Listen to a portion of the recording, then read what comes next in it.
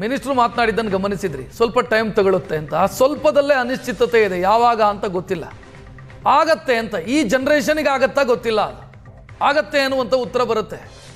ರಾಜಕಾರಣಿಗಳು ಹಾಗೇನೆ, ಆಗಲ್ಲ ಅಂತ ಹೇಳಲ್ಲ, ಮಾಡೋಣ ಆಗತ್ತೆ ಈ ಸ್ಟೇಟ್ಮೆಂಟನ್ನೇ ಕೊಡೋದು. ರಾಯಚೂರಿನ ಕತೆ ಹಿಂಗಾದರೆ ನಾವು ಮಳೆಗಾಲ ಬೇಸಿಗೆಗಾಲದ ಆರಂಭದಲ್ಲೇ ಈ ಸುದ್ದಿಯನ್ನು ಯಾಕೆ ಕೈಗೆತ್ಕೊಂಡಿದ್ದೀವಿ ಅಂತಂದರೆ ಸಮಸ್ಯೆಗಳಾಗಬಾರ್ದು ಅನ್ನೋ ಕಾರಣಕ್ಕಾಗಿ. ಎಚ್ಚೆತ್ತುಕೊಳ್ಳಿ ಜಿಲ್ಲಾಡಳಿತಗಳು ಅಂತ. ರಾಯಚೂರಿನ ಕತೆ ಹೇಳಿದೆ ನಾನು. ಉಡುಪಿ ಪರಿಸ್ಥಿತಿ, ರಾಜ್ಯದಲ್ಲೇ ಅತ್ಯಂತ ಹೆಚ್ಚು ಮಳೆಯಾಗುವಂಥ ಜಿಲ್ಲೆ ಅದು.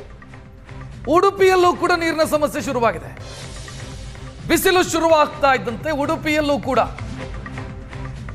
ನೀರಿಗಾಗಿ ಒದ್ದಾಡುವಂಥ ಸ್ಥಿತಿ. ಅಂಬಲಪಾಡಿ ಗ್ರಾಮದ ಕಿದಿಯೂರು ಗರಡಿ ಬಳಿ 35ರಿಂದ 40 ಮನೆಗಳಿದ್ದಾವೆ. ಅತ್ಯಂತ ಹೆಚ್ಚು ಮಳೆಯಾಗುವಂಥ ಜಿಲ್ಲೆ ಉಡುಪಿ. ಇಲ್ಲೂ ಕೂಡ ಸಮರ್ಪಕವಾಗಿ ನೀರು ಸಪ್ಲೈ ಆಗ್ತಾ ಇಲ್ಲ. ಸಮುದ್ರದ ಹಿನ್ನೀರು ಪ್ರದೇಶದಲ್ಲಿದೆ ಇದು. ಬಾವಿ ಇದೆ, ಬಾವಿಯ ನೀರನ್ನು ಬಳಸುವಂಗಿಲ್ಲ. ಬಾವಿ ನೀರು ಉಪ್ಪಾಗಿದೆ. ಗ್ರಾಮ ಪಂಚಾಯತ್ನಿಂದ ನೀರು ಸಪ್ಲೈ ಆಗಬೇಕು, ಬಟ್ ಅದು ಬರ್ತಿಲ್ಲ ಸರಿಯಾಗಿ. ಈಗಲೇ ಹಿಂಗೆ ಟ್ಯಾಂಕರ್ ಓಡಾಡೋದಕ್ಕೆ ಶುರುವಾಗಿದೆ ಉಡುಪಿಯಲ್ಲಿ. ಮುಂದಕ್ಕೇನು ಫೆಬ್ರವರಿಯಲ್ಲಿ ಹಿಂಗೆ ಅಂತಾದರೆ ಮಾರ್ಚು, ಏಪ್ರಿಲು, ಮೇ ಈ 3 ತಿಂಗಳು ಹೆಂಗಿರೋದು? ಕುಡಿಯೋ ನೀರು ಸರಿಯಾಗಿ ಸಪ್ಲೈ ಆಗದಿದ್ರೆ ಏನು ಕತೆ ಅಂತ ಜನ ಈಗಲೇ ಆತಂಕ ಶುರುವಾಗಿದೆ. ಉಡುಪಿ ನಗರಕ್ಕೆ ಸ್ವರ್ಣಾ ನದಿಯಿಂದ ನೀರು ಒದಗಿಸಲಾಗುತ್ತೆ. ಅಲ್ಲಾದರೂ ಪರಿಸ್ಥಿತಿ ಸರಿ ಇದೆಯಾ ಅಂತ ಕೇಳಿದ್ರೆ ಅಲ್ಲೂ ಇಲ್ಲ. ಸೊ ಇದು ಬಿಗಿನಿಂಗು, ಬೇಸಿಗೆ ಕಾಲದ ಆರಂಭ. ಈಗಲೇ ಹಿಂಗಿದೆ ಸ್ಥಿತಿ.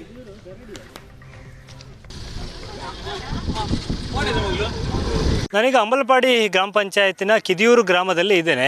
ಮುಖ್ಯವಾಗಿ ಏನಂದರೆ ಸುತ್ತಲೂ ನೀರು, ಆದರೆ ಕುಡಿಯೋದಕ್ಕೆ ನೀರಿಲ್ಲ ಅಂತಾರಲ್ಲ, ಆ ಥರ ಈ ಭಾಗದ ಮನೆಗಳ ಪರಿಸ್ಥಿತಿ ಆಗಿದೆ. ಇದೀಗ ಹಿನ್ನೀರು ಪ್ರದೇಶ ಏನು ಕಾಣ್ತಾ ಇದೆ ನಮಗೆ, ಇದು ಸಮುದ್ರಕ್ಕೆ ಹೊಂದಿಕೊಂಡಿರುವಂಥ, ಮಲ್ಪೆ ಭಾಗದಲ್ಲಿ ಸಮುದ್ರಕ್ಕೆ ಹೊಂದಿಕೊಂಡಿರುವಂಥ ಹಿನ್ನೀರು ಪ್ರದೇಶ. ಭಾಳ ಮುಖ್ಯವಾಗಿ ನಾವಿಲ್ಲಿ ಗಮನಿಸಬೇಕು, ವರ್ಷದ 365 ದಿನವೂ ಕೂಡ ಈ ಭಾಗದಲ್ಲಿ ನೀರು ಸುಲಲಿತವಾಗಿ ಹರಿತಾ ಇರುತ್ತೆ. ಆದರೆ ಇದು ಉಪ್ಪು ನೀರು ಅಂತ. ಸೊ ಆ ಉಪ್ಪು ನೀರು ಇಲ್ಲಿನ ಮನೆಗಳಿಗೆ ಬರುವುದರಿಂದ ಇಲ್ಲಿನ ಮನೆಗಳಲ್ಲಿ ಬಾವಿ ಇದ್ದರೂ ಕೂಡ ಆ ನೀರು ಕುಡಿಯೋದಕ್ಕೆ ಯೋಗ್ಯವಾಗಿ ಉಳಿದಿಲ್ಲ. ನೀರಿನ ಪ್ರಮಾಣವೂ ಕೂಡ ಅದು ದಪ್ಪ ಇರುವುದರಿಂದ ಅದು ಬಳಕೆಗೆ ಯೋಗ್ಯವಾಗಿಲ್ಲ ಅಂತ. ಇಲ್ಲೇ ಪಕ್ಕದಲ್ಲೇ ಗರಡಿ ಕೂಡ ಇದೆ. ಈ ಗರಡಿಯನ್ನು ಹೊಂದಿಕೊಂಡು ಸಾಕಷ್ಟು ಮನೆಗಳು ಈ ಭಾಗದಲ್ಲಿದೆ. ಇಲ್ಲಿನ ಸುಮಾರು 40-45 ಮನೆಗಳಿಗೆ ಜನವರಿ ತಿಂಗಳಲ್ಲೇ ಕುಡಿಯುವ ನೀರಿನ ಸಮಸ್ಯೆ ಆರಂಭ ಆಗಿದೆ. ಜನವರಿ ಆಯಿತು, ಫೆಬ್ರವರಿ ಆಯಿತು, ಈಗ ಪ್ರತಿದಿನ ಇಲ್ಲಿ ಕುಡಿಯುವ ನೀರಿನ ಸಮಸ್ಯೆ ಇದೆ. ಪಂಚಾಯಿತಿಯಲ್ಲಿ ಈ ಬಗ್ಗೆ ಕೇಳೋದಕ್ಕೆ ಹೋದರೆ ಸರಿಯಾದ ಉತ್ತರವನ್ನು ಅವರು ಕೊಡ್ತಾ ಇಲ್ಲ ಅನ್ನುವಂಥದ್ದು ಭಾಳ ಗಂಭೀರವಾದ ಸಮಸ್ಯೆ. ನೋಡಿ, ಜನವರಿ ಫೆಬ್ರವರಿ ತಿಂಗಳಲ್ಲೇ ಟ್ಯಾಂಕರ್ ಮೂಲಕ ನೀರನ್ನು ತಂದು ಕುಡಿಯುವಂಥ ಪರಿಸ್ಥಿತಿ ಇಲ್ಲಿನ ಜನರಿಗೆ ಉಂಟಾಗಿರುವಂಥದ್ದು.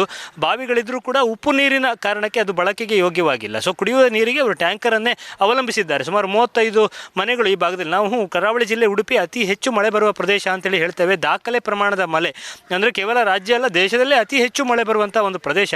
ಅದರಲ್ಲೂ ಮಲ್ಪೆ ಅನ್ನುವಂಥದ್ದು ಈ ಭಾಗದಲ್ಲಿ ಮಳೆ ಅಥವಾ ಯಾವುದೇ ನೀರಿಗೆ ಕೊರತೆ ಆಗುವಂಥ ಸಂದರ್ಭ ಇಲ್ಲ. ಸೊ ಟೆಕ್ನಿಕಲ್ ಪ್ರಾಬ್ಲಮ್ ಏನಿದೆ ಅದನ್ನು ಪಂಚಾಯತ್ ನಿವಾರಿಸಬೇಕಾದಂಥ ಅಗತ್ಯ ಇದೆ. ವಾರಾಹಿ ಕನೆಕ್ಷನ್ ಅಂತೇಳಿ, ಅಂದರೆ ವಾರಾಹಿ ನದಿಯ ನೀರಿನ ಕನೆಕ್ಷನ್ ಮಾಡ್ತೇವೆ ಅಂತೇಳಿ ಹಳೆ ಕನೆಕ್ಷನನ್ನು ತೆಗೆದಿರುವುದರಿಂದ ಈ ಸಮಸ್ಯೆ ಆಗಿದೆಯಾ ಅಥವಾ ನಿಜಕ್ಕೂ ಸಮಸ್ಯೆಗೆ ಕಾರಣ ಏನು ಅನ್ನೋದನ್ನು ನಾವು ಅರ್ಥಕೊಳ್ಬೇಕಾಗಿದೆ. ಸೊ ಇಲ್ಲಿಯ ಮಹಿಳೆಯರು ಪ್ರತಿದಿನ ಕಷ್ಟ ಅನುಭವಿಸ್ತಾರೆ. ಪುಟ್ಟ ಮಕ್ಕಳು, ಶಾಲೆಗೆ ಹೋಗುವ ಮಕ್ಕಳು, ಈಗಂತೂ ವಿಪರೀತ ಸೆಕೆ. ಇಲ್ಲಿ ದಿನಕ್ಕೆ 1 ಬಾರಿ ಅಲ್ಲ 2-3 ಬಾರಿ ಸ್ನಾನ ಮಾಡಿದರೂ ಕಮ್ಮಿನೇ.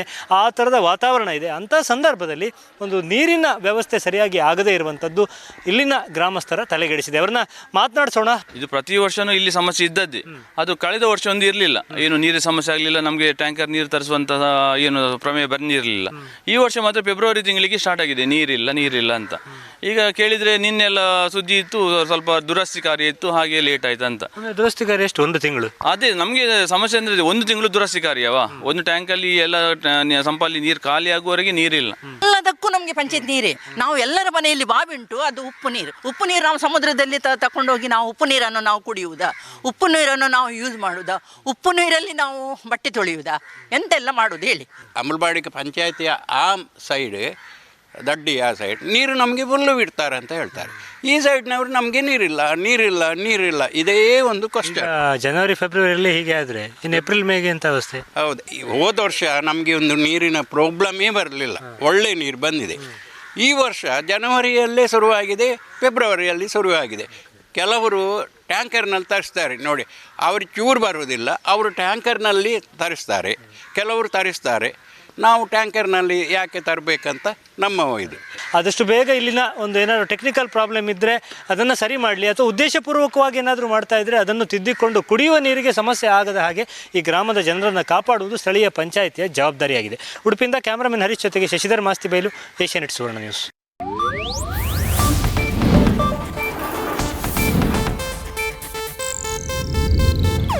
ಇದು ಏಷ್ಯಾನೆಟ್ ನ್ಯೂಸ್ ನೆಟ್ವರ್ಕ್ ಪ್ರಸ್ತುತಿ.